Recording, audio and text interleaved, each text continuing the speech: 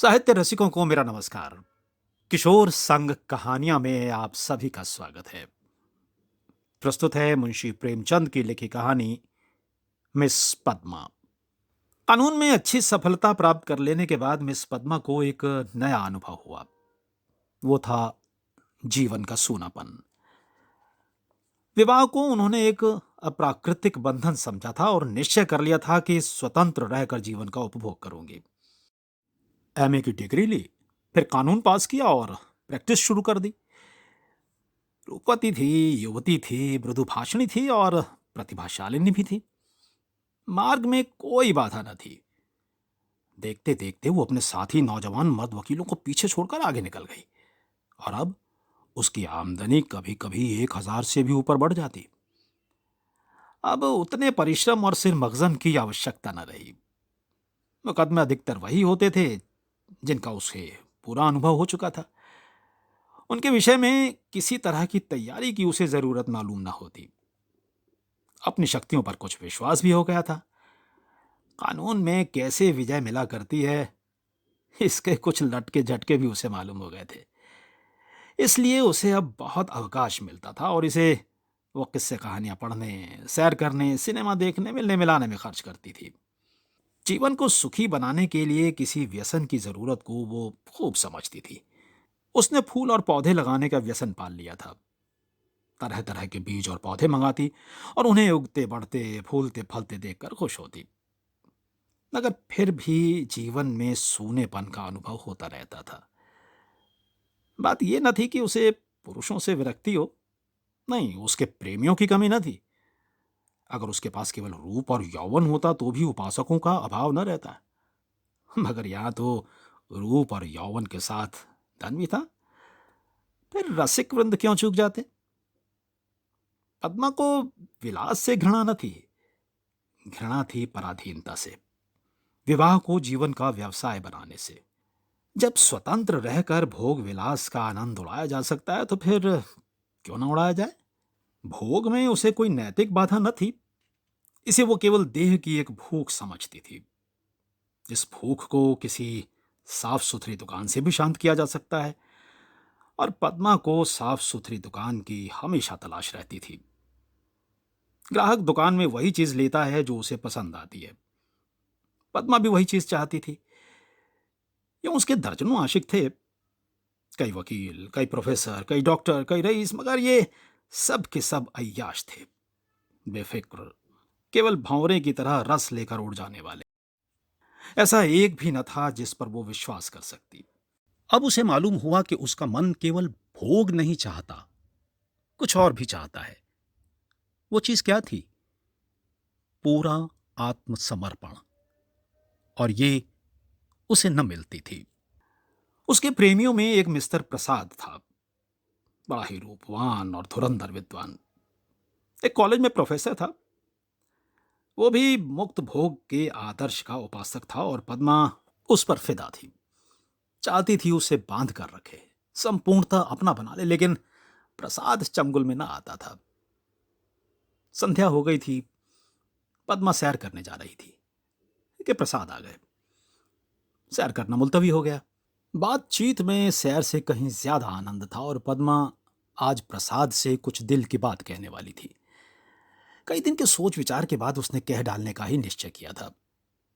उसने प्रसाद की नशीली आंखों से आंखें मिलाकर कहा, तुम यहीं मेरे बंगले पर आकर क्यों नहीं रहते?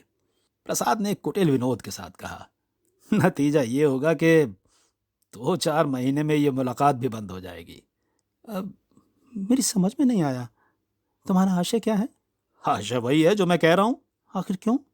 मैं अपनी स्वतंत्रता न खोना चाहूंगा। तुम अपनी स्वतंत्रता न खोना चाहोगी। तुम्हारे पास तुम्हारे आशिक आएंगे, मुझे जलन होगी। मेरे पास मेरी प्रेमिकाएं आएंगी, तुम्हें जलन होगी। मन मुटाव होगा, फिर वैमनस्य होगा और तुम मुझे घर से निकाल दोगी। घर तुम्हारा ही है, मुझे बुरा लगेगा ही। फिर ये मैत्री कैसे निभेगी? दोनों कई मिनट तक मौन रहे। प्रसाद ने परिस्थिति को इतने बेलाग लठमार शब्दों में खोल कर रख दिया था कि कुछ कहने की जगह न मिलती थी। आखिर प्रसाद को ही नुक्ता सूझा। बोला, जब तक हम दोनों ये प्रतिज्ञा न कर लें कि आज से मैं तुम्हारा हूं और तुम मेरी हो, तब तक एक साथ निर्वाह नहीं हो सकता। तुम ये प्रतिज्ञा करोगे? पहले तुम बतलाओ। मैं करूंगी। तो मैं भी करूंगा, मगर इस एक बात के सिवा मैं और सभी बातों में स्वतंत्र रहूंगी। और मैं भी इस एक बात के सिवा हर बात में स्वतंत्र रहूंगा। मंजूर। मंजूर। तो कब से? जब से तुम कहो।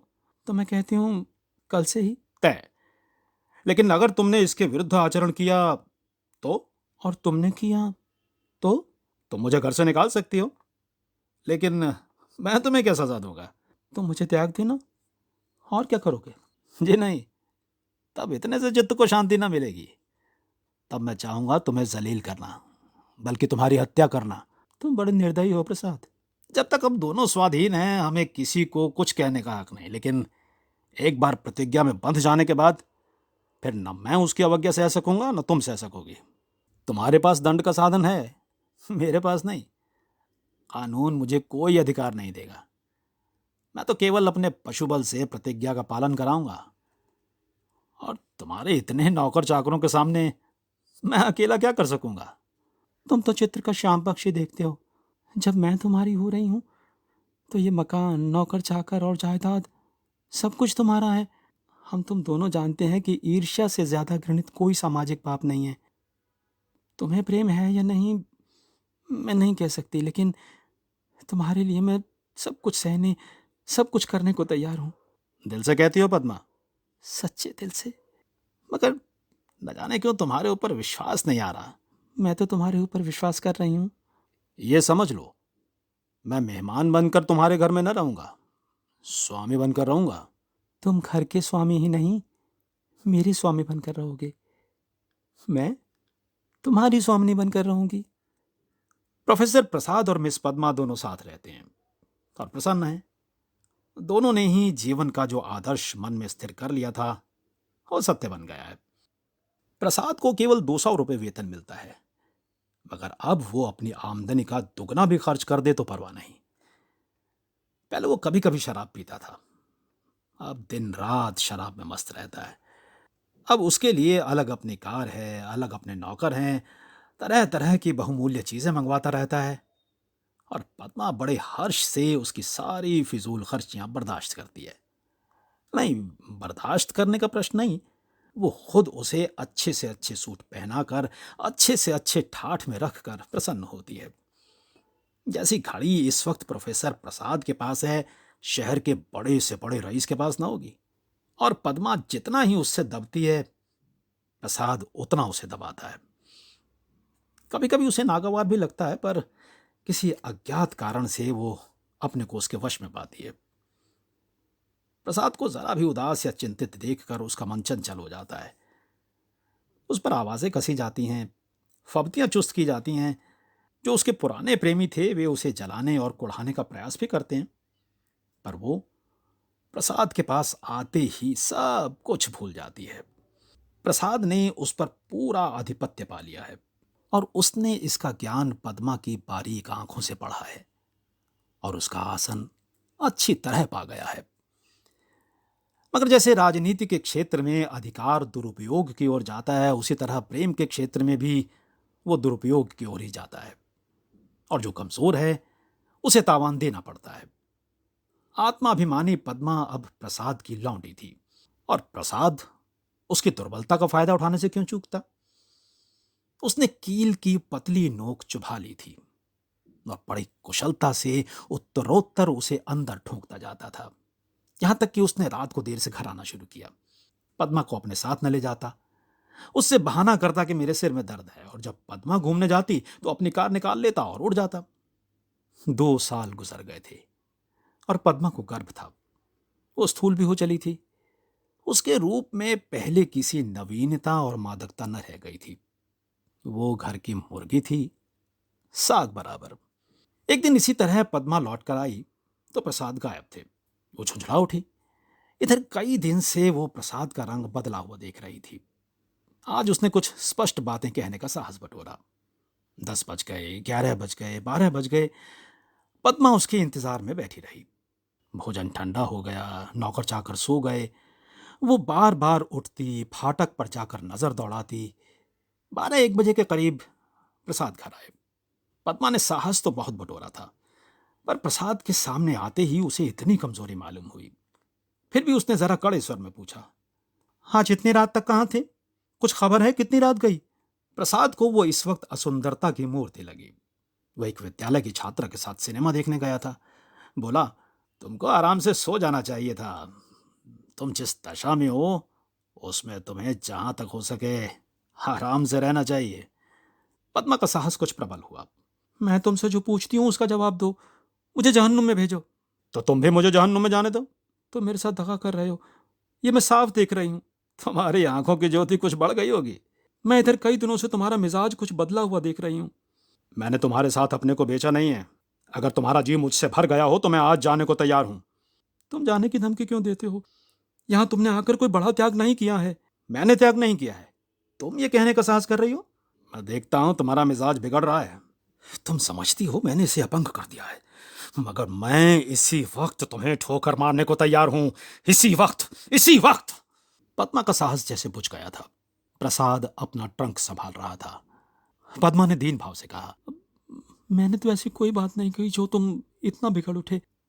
मैं तो केवल तुमसे पूछ रही थी, कहाँ थे? क्या मुझे इतना भी अधिकार नहीं देना चाहते? मैं कभी तुम्हारी इच्छा के विरुद्ध कोई काम नहीं करती, और तुम मुझे बात बात पर डांटते रहते हो। तुम्हें मुझ पर जरा भी दया नहीं आती। मुझे तुमसे भी तो कुछ सहानुभूति मिलनी चाहिए। मैं तुम्हारे लिए क्या कुछ करने को तैयार नहीं हूं, और आज जो मेरी दशा हो गई है तो तुम मुझसे आंखें फेर लेते हो। उसका कंठ रुंध गया और मेज पर सिर रखकर फूट फूट कर रोने लगी। प्रसाद ने पूरी विजय पाई। पद्मा के लिए मातृत्व अब बड़ा ही अप्रिय प्रसंग था। उस पर एक चिंता मंडराती रहती। कभी कभी वो भय से कांप उठती और पछताती। प्रसाद की निरंकुशता दिन ब दिन बढ़ती जाती थी। क्या करे, क्या न करे। गर्भ पूरा हो गया था। वो कोर्ट न जाती थी, दिन भर अकेली बैठी रहती। प्रसाद संध्या के समय आते, चाय वाय पीकर फिर उड़ जाते तो 11-12 बजे से पहले न लौटते। कहाँ जाते हैं ये भी उससे छिपाना था। प्रसाद को जैसे उसकी सूरत से नफरत थी। पूर्ण गर्भ, पीला मुख, चिंतित, सशंक, उदास। फिर भी वो प्रसाद को श्रृंगार और आभूषणों से बांधने की चेष्टा से बाज न आती थी। मगर वो जितना ही प्रयास करती उतना ही प्रसाद का मन उसकी ओर से फिरता था। इस अवस्था में श्रृंगार उसे और भद्दा लगता। प्रसव वेदना हो रही थी। प्रसाद का पता नहीं। नर्स मौजूद थी, लेडी डॉक्टर मौजूद थी, मगर प्रसाद का न रहना पद्मा की प्रसव वेदना को और भी दारुण बना रहा था। बालक को गोद में देखकर उसका कलेजा फूल उठा, मगर फिर प्रसाद को सामने न पाकर उसने बालक की ओर से मुंह फेर लिया। मीठे फल में जैसे कीड़े पड़ गए हों। 5 दिन सौर गृह में काटने के बाद जैसे पद्मा जेल खाने से निकली, नंगी तलवार बनी हुई। माता बनकर वो अपने में एक अद्भुत शक्ति का अनुभव कर रही थी। उसने चपरासी को चेक देकर बैंक भेजा। प्रसव संबंधी कई बिल अदा करने थे। चपरासी खाली हाथ लौट आया। पद्मा ने पूछा, रुपए? बैंक के बाबू ने कहा रुपए सब प्रसाद बाबू निकाल ले गए। पद्मा को गोली लग गई। 20,000 रुपए प्राणों की तरह संचित कर रखे थे इसी शिशु के लिए। हाय। सौर से निकलने पर मालूम हुआ प्रसाद विद्यालय की एक बालिका को लेकर इंग्लैंड की सैर करने चले गए। छल्लाई हुई घर में आई। प्रसाद की तस्वीर उठाकर जमीन पर पटक दी और उसे पैरों से कुचला। उसका जितना सामान था उसे जमा करके दिया सलाई लगा दी और उसके नाम पर थूक दिया। 1 महीना बीत गया था। पद्मा अपने बंगले के फाटक पर शिशु को गोद में लिए खड़ी थी। उसका क्रोध अब शोकमय निराशा बन चुका था। बालक पर कभी दया आती, कभी प्यार आता, कभी घृणा आती। उसने सड़क पर देखा, एक यूरोपियन लेडी अपने पति के साथ अपने बालक को बच्चों की गाड़ी में बिठाए लिए चली जा रही थी। उसने हसरत भरी आंखों से उस खुशनसीब जोड़े को देखा और उसकी आंखें सजल हो गईं। तो ये थी मुंशी प्रेमचंद के लिखे कहानी मिस पद्मा। आपको ये कहानी कैसी लगी कमेंट बॉक्स में कमेंट करके हमें जरूर बताइएगा। अगर अच्छी लगी हो तो एक लाइक जरूर कर दीजिएगा और आपने अगर अभी तक हमारे चैनल को सब्सक्राइब नहीं किया है तो विश्व के महान साहित्यकारों की अमर कृतियों को सुनने के लिए इसे फौरन सब्सक्राइब करें और सब्सक्राइब करने के बाद बेल आइकन जरूर क्लिक करें ताकि आने वाली प्रस्तुतियों की सूचना तुरंत आप तक पहुंचे। और इसे अपने साहित्य प्रेमी मित्रों और परिजनों को शेयर अवश्य कीजिएगा। तो मिलता हूं अगली कड़ी में एक और कहानी के साथ। नमस्कार।